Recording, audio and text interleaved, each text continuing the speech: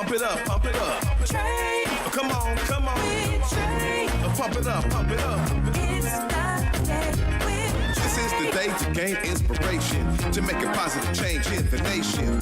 We're inviting you to partake in conversation, to raise your vibration. It's the day that we will all celebrate all of our peace that make this thing elevate. Watch the negative fade away, cause it's the day with Trae.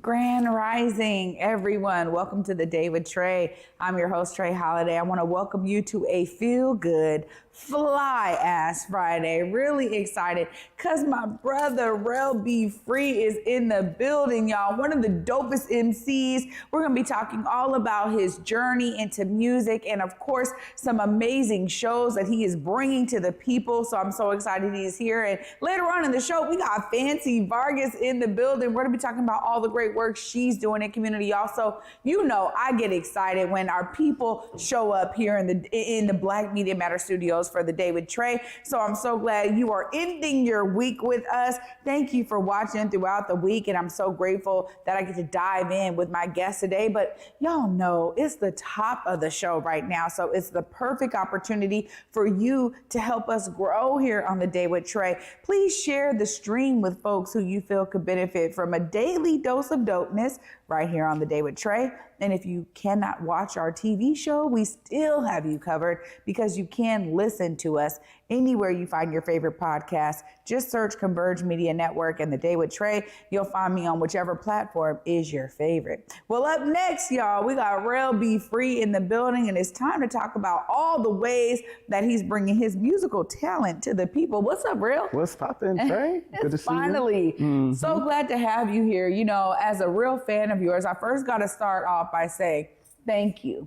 Thank you for constantly pouring great music out there into our community. And it's clear that you're always pouring yourself into it. Talk to us a bit about your process behind the scenes, bro. Yeah, for sure. I feel like I've been making music in this way probably for the last decade now, which is kind of wild to say, because when you're in the middle of it, you're just continuing to be creative. I feel like I hit a real stride probably in around like 2019, and just staying creative and having space to create. Shout out to Mead Street Studio in the South End where I create at. But it's always coming out of the energy I'm feeling. So if we're grieving, then it's gonna be that music. If we're turned up, then it's gonna be that music. And that's really what's necessary for me, is to just lean into what I'm feeling. I'm a big feeler. You know. I love it. You know, earlier this week, of course, on Juneteenth, I had my Pay the Fee shirt on. Come on. And I thought of you all day, and I was like, you know, we might need to change the intro and just you know, play the record for a little bit. But yeah. you know, one of the things that I love is that we were just dealing with a lot in hip hop right now, and so many people are like, man, this what we hear on the radio is just such trash. Yeah. But I love that you have such a unique way that you create music, and you really always have a message. As you said, it's what you're feeling in the moment, but your songs reflect the times. How has that been for you in terms of how folks have received your music out there? You know, it's interesting because my music comes from what I'm involved in. Not all the time though, it's coming from just my experience. Yeah. So every song's not finna be quote unquote for the people. Yeah. Sometimes it's me processing what I'm going through, you know, and if that connects to people, that's kind of what the purpose is, you know. So I feel like what it's been is people telling me, hey, yo, you know, I like this song. I like how it taps into this, whether it's Pay the Fee or Killing Us Softly, which came out earlier this year. But what I've been tapping into over the last couple of years is really making music that's about life, making music about family, making music about love. And that doesn't always strike a chord in the, you know, let me do it at a protest or a rally way. But it really is essential to just being a creative that got some range and got some depth. Yeah. You know, one of the things that I really appreciate about it, though, is that it allows people who appreciate you and your music to be on the journey with you. Yeah. You know, right? As you're going through the depths of different things that life brings up, right? Life be lifing. And the way that, you know, you pour out in terms of your own experiences in any given time allows for folks to be on that journey with you. I'm sure you've had some fans that have been rocking since the early days. Day ones. Yeah, exactly. Tell us about that growth of kind of your fan base and how that's been resonating with you. It's dope to see people. People will walk up to me and be like, "Hey, bro, oh, boom, boom, boom, Othello block party." I was like, bro, that was 2018, which now feels like forever ago, you know? And so people that have seen my growth, because my first solo project came out in 2017. So even still, I feel young in the game. And for me, that's kind of the mentality I go into it is, I mean, until I got 15 years in it, then I'll feel like an OG. But for now, I'm gonna continue feeling like a youngin'. And I feel like people can see the growth from even the way I recorded to my cadence in my voice, how I use my voice in my music on stage. I feel like people always enjoy the show. And for me, I always want to be a great showman, give people an experience that they can remember. So if you see me perform, it's like, you're not finna forget that you were there, you know? Like, that's really what I try to take pride in. Well, you definitely do it. And after seeing you perform many times, I'm like, you definitely do it.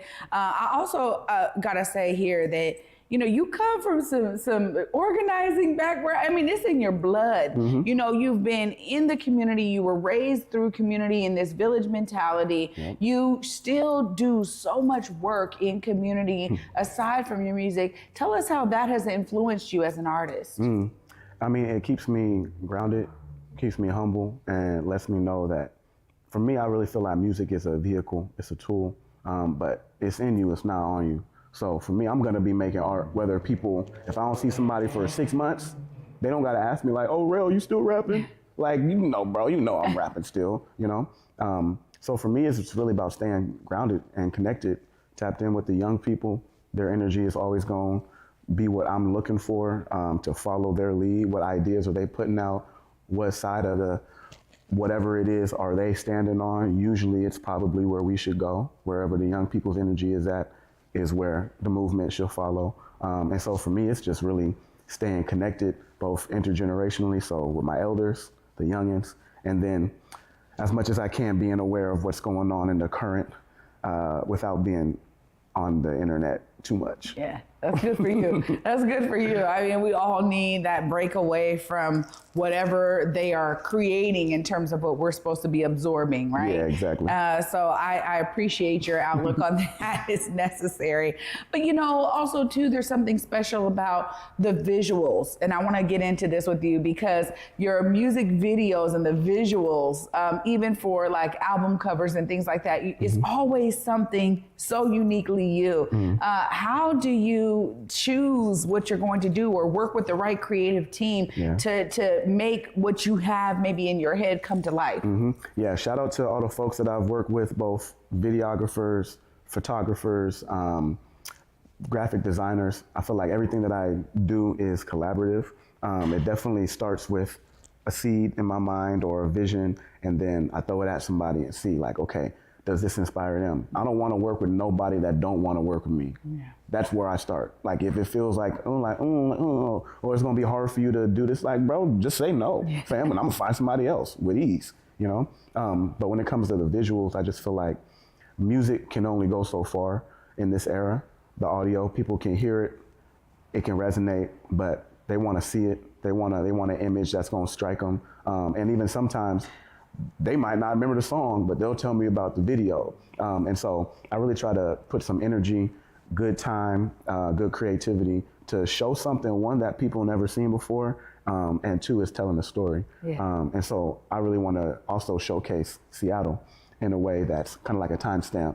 So in 10 years, you're finna look at Rell Be free videos from the 2020s, and you're gonna see parts of Seattle that are different. The jumbo's gone.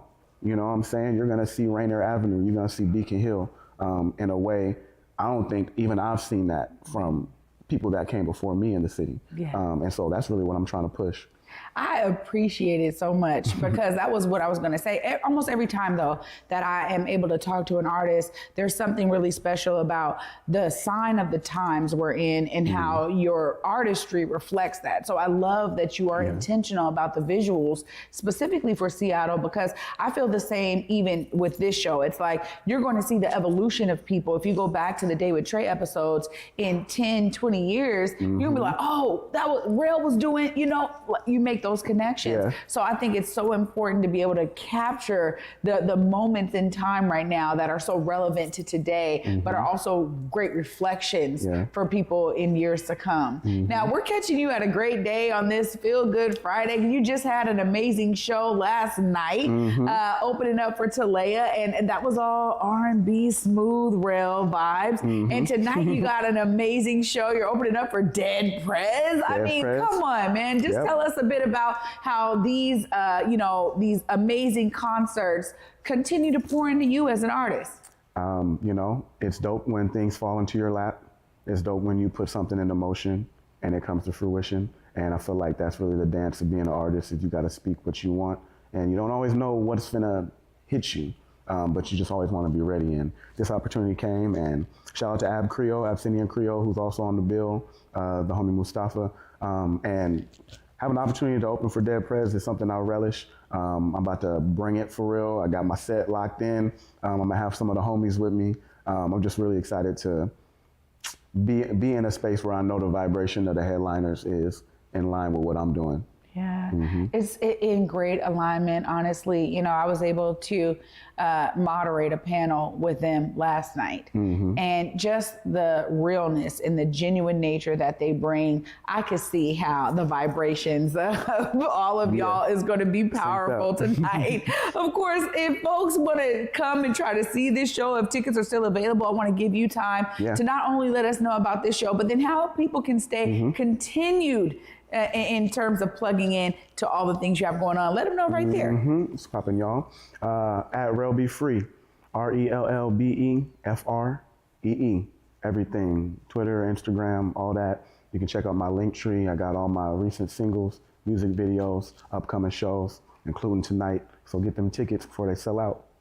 Right on. Rell, thanks so much for joining me, bro. Thank you for having me. I'm looking forward to the next time. You already know. Anytime you got the new drop, you're ready, you just tell me. The Day with Trae is here for you, bro. Thank you. Anytime. Oh, y'all, what a great way to start out this Feel Good Friday. It's going to continue because up next we got Fancy Vargas in the building, y'all. Can't wait to dive into all that she's been doing in community. Stay tuned right after this short break. You're watching The Day with Trae. Big Tobacco thinks they know everything. They think they know you, your community, the places you go, the way that you spend your time. They think they got you all figured out, down to a formula, a calculation based off of numbers of what they think they know. Show them they're wrong. Learn more at theythinktheyknowyou.org.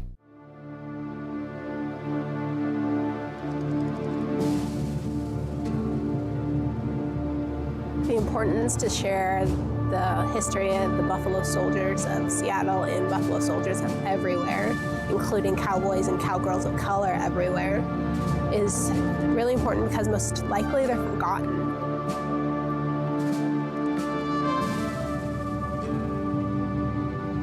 It's important that they're acknowledged, especially for girls like me who look up to them. At a rodeo, it's got an impact on people when they see somebody doing something like that, especially a person of color, you know what I mean?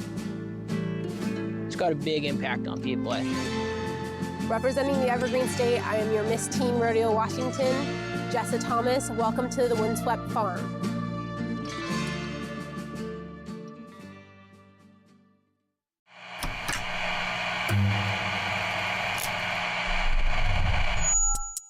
Hello, welcome to Elite Insights with Carlos Imani. We're looking to offer an in-depth look at event production industry through the lens of client experiences and joint successes. The podcast will emphasize guest interviews, focusing on clients, discussing their fields, and reflecting on their collaboration with Elite Collective. Again, you're with Elite Insights. Carlos Imani here. I'll see you guys in a few.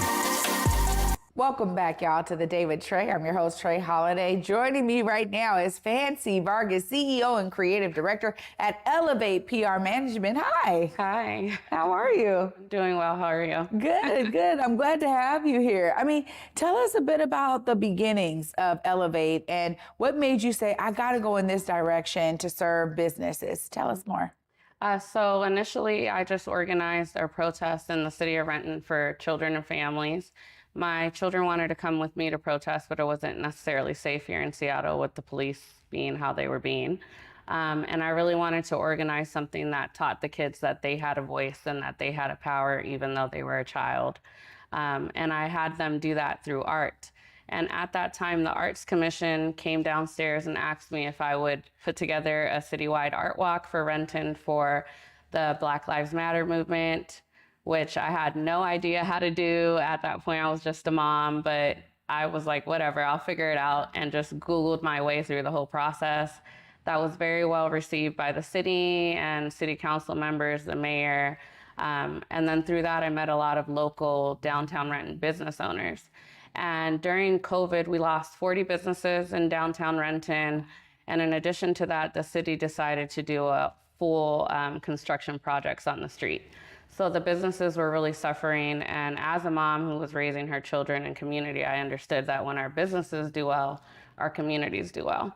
So I started to work with the local business owners to create little events to drive foot traffic in downtown Renton to make sure that our businesses could survive this. Wow. I mean, that's a really great way of, stepping in to fulfill a need. We saw a lot of different adjustments happening during COVID and then the protest movement as well. And so I love that you were able to find a shining light with Elevate PR Management that now allows for more folks to understand the brilliance in these businesses.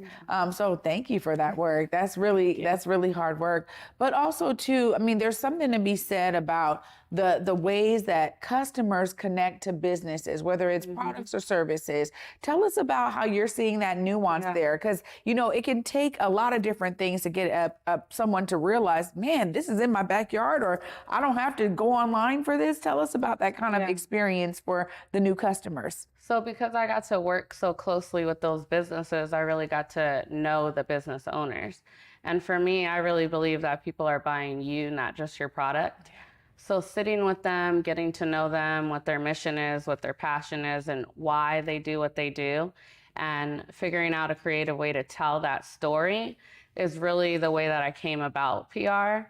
Again, like not wanting to see any of our business suffer, and the regular means of marketing wasn't doing too well during COVID. So how can we do this digitally where people feel safe to interact with your business while still being able to connect with you as a real person and not just a brick and mortar business? Yeah, absolutely. So it's great because you're talking about a relational approach that allows you to connect with the owners, and then you have more to go off of when you're thinking about curating these events to bring awareness in the community.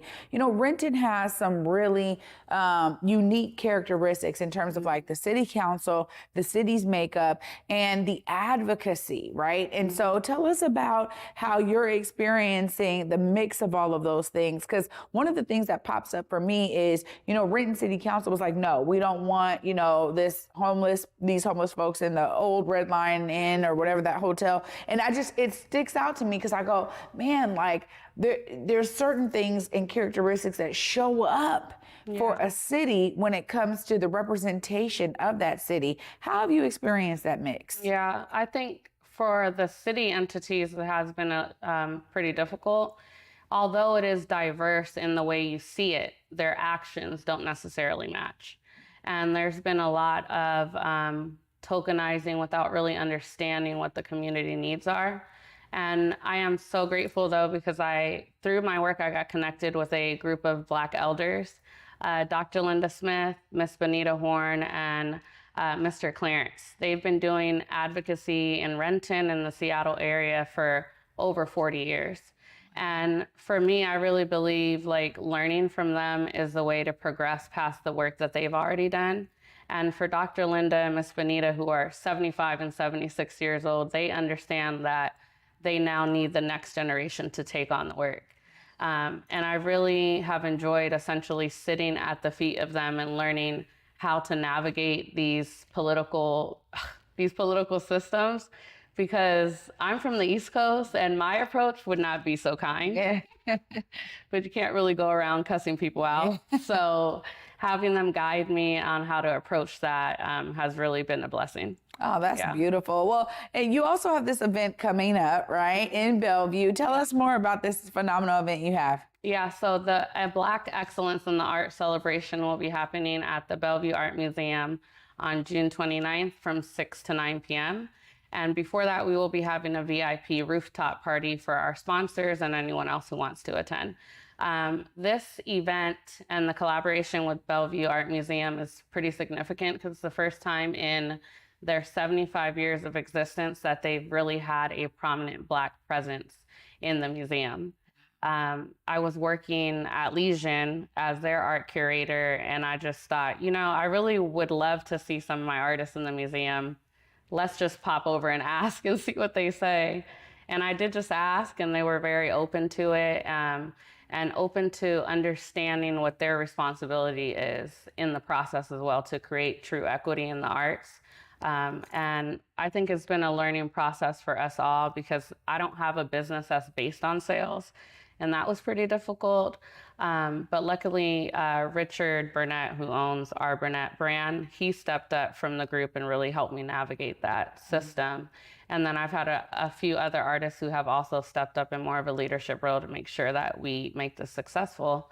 And for me, I understand that I can only get so far on my own.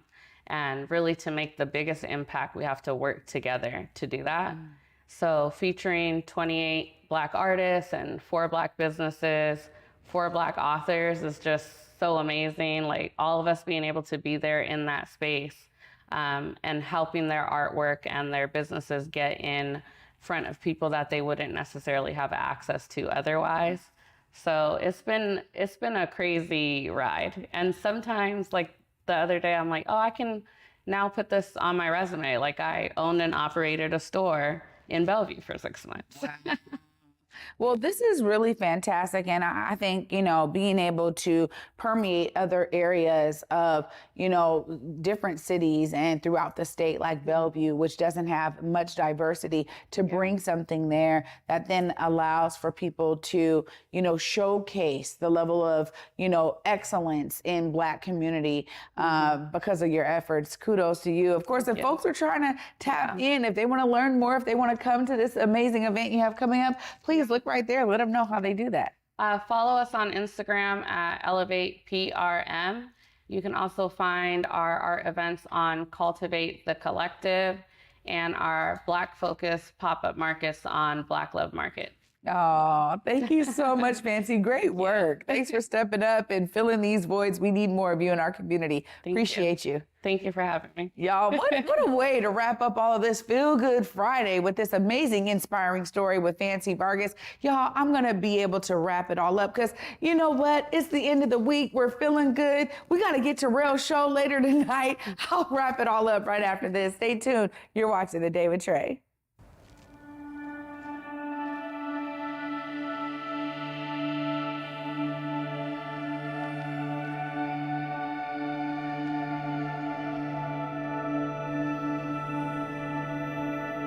Seattle really is just a big neighborhood.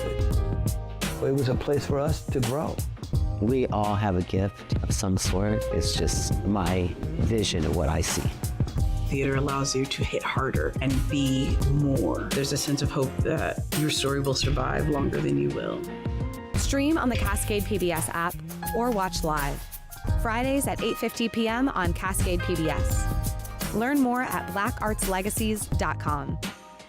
Africa Town Plaza is our latest affordable housing development project. It's 126 units of affordable housing over community commercial space. It's the first time in my career, and I've been doing this for 10 years, that I was able to design for people who look like me.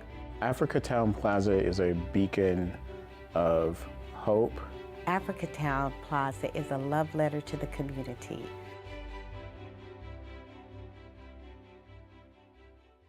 Spring Awakening, live on stage this June at the Fifth Avenue Theater. Winner of 8 Tony Awards, Spring Awakening weaves youth, love, and the clash between generations all in one powerful rock musical. Buy tickets now at fifthavenue.org. Welcome back, everyone, to the Day with Trae. I'm your host, Trae Holiday. Just such a feel-good Friday episode. Huge shout out to my guest, Rell Be, one of the dopest MCs of this generation, doing amazing things, not only in music, but also in organizing and in his authenticity. Appreciate him. He's truly a brother of mine, and I'm so grateful to be able to say that. And a huge shout out to Fancy Vargas. You know, we need folks like Fancy who have stepped up when the need is present, right? When it's clear there's a void, when it's clear that advocacy is needed. I mean, the fact that she knows, look, let me sit at the feet of my elders and learn. That's what we need more of now, because how we pass the torch in terms of, you know, lessons learned and best practices and how to navigate all of these systems is so key. So I'm so grateful to both of them for wrapping the week up with me here on the Day with Trae. And I'm grateful for you as well. You know, all of these amazing guests we've had this week showcase a wide variety of creativity, ingenuity, of care, of love, and of course of inspiration. I will that you be inspired, because you too can be pouring into the community in the ways that my guests have shown you they do this week. And trust me, there's more voids that need to be filled, and you just might be the person to fill it. So please step out and find your way to be a part of the solution. For me, y'all, until Monday at 11 a.m. Peace.